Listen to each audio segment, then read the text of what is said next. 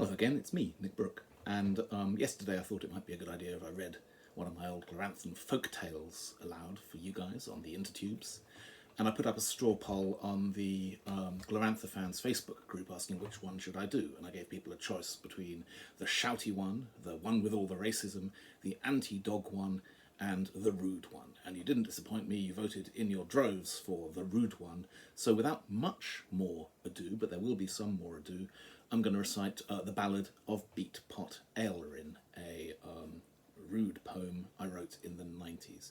Little bit of scene setting. Beat Pot Aelwrin is one of the first Gloranthan characters we ever learned about. He's one of the Lunar Empire's heroes in the board game White Bear and Red Moon, and he's best friends with Jariel the Razoress, the lunar heroine, nay, superheroine and living incarnation of the Red Moon goddess, who is kind of awesome. And this is the story of how they first met. The Ballad of Beat Pot Aelwrin. In the misty land of Agar, where the woolly mammoths roam, worked a kitchen slave called Aelwrin, who laboured all alone. He's an exile from the Redlands, crossed the Empire from his home, in the regimental cookhouse of the army. One day he cried, "Stuff this!" But not a turkey, he was rude. "My parents didn't fight these troops so I could cook their food. I'll rise again a rebel, for my goose is truly stewed in this regimental cookhouse of the army."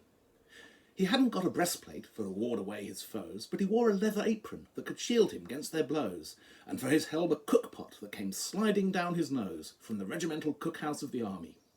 He wielded a cleaver which he swung in deadly chops, in his other hand a rolling pin his foeman quickly drops. His standard was a kitchen mop for sweeping out the slops from the regimental cookhouse of the army.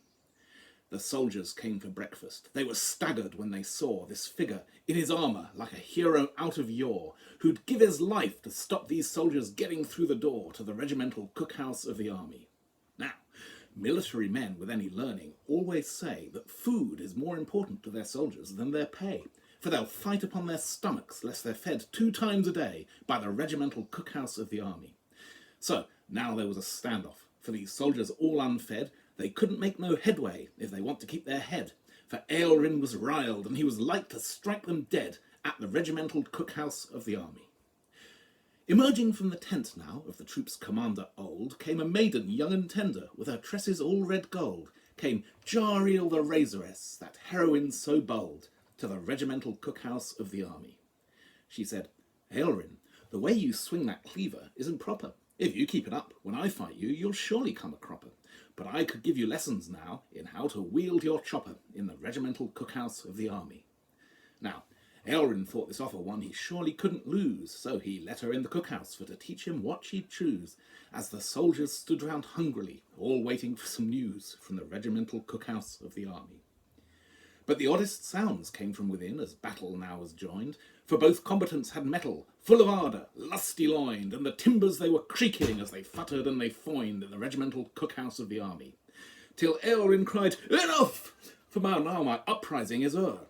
In struggling with you, I've learned moves I'd not known before, and my strength that has been spent down here upon the kitchen floor in the regimental cookhouse of the army." So Jariel took in hand this strapping, spunky, stalwart youth, and whispered in his ears the blessed words of lunar truth. And Aelwrin converted, soon as he had heard the proof, in the regimental cookhouse of the army. Now, Aelwrin's a general, and knives of steel he's got, for he's a lunar hero now, whose name won't be forgot. But to us he's got another name, for we call him Beat Pot in the regimental cookhouse of the army. So, if you think the soldier boys are getting all the praise to the detriment of scullions who labour night and days, just tell them how this kitchen slave to glory he was raised from the regimental cookhouse of the army. There you go. If you listen to that, you deserve a few behind-the-scenes facts. Our vision of Beat Pot Aelwrin working in the Lunar Army was always rather shaped by Sean Bean playing Richard Sharp in the Sharp ITV series based on Bernard Cornworth's books, where, of course, Sharp is an officer not from the aristocracy who constantly has run-ins with smartly dressed toffs in red uniforms who think they are better than he is, which works very, very well for our vision of the Lunar Empire. However, in the long gap between the Life of Moonsun live-action role-playing game and the publication of A Rough Guide to Glamour, a couple of months ago on the Johnstown Compendium web store. Please go there and buy it, it's dead good. Something else happened, and there was a graphic novel and then a big budget movie called The Death of Stalin, obviously infringing on our The Life of Moonsun, but we don't mind, we let them go. And in that, Jason Isaacs plays an absolutely superb Yorkshire accented version of Marshal Zhukov, and he also is perfectly how we see Beatpot Aelwrin interacting with the Dara Harpen great and good of the Lunar Empire. So anyway, see The Death of Stalin, buy A Rough Guide to Glamour, and I hope you enjoyed my poem. There may be more. Bye for now.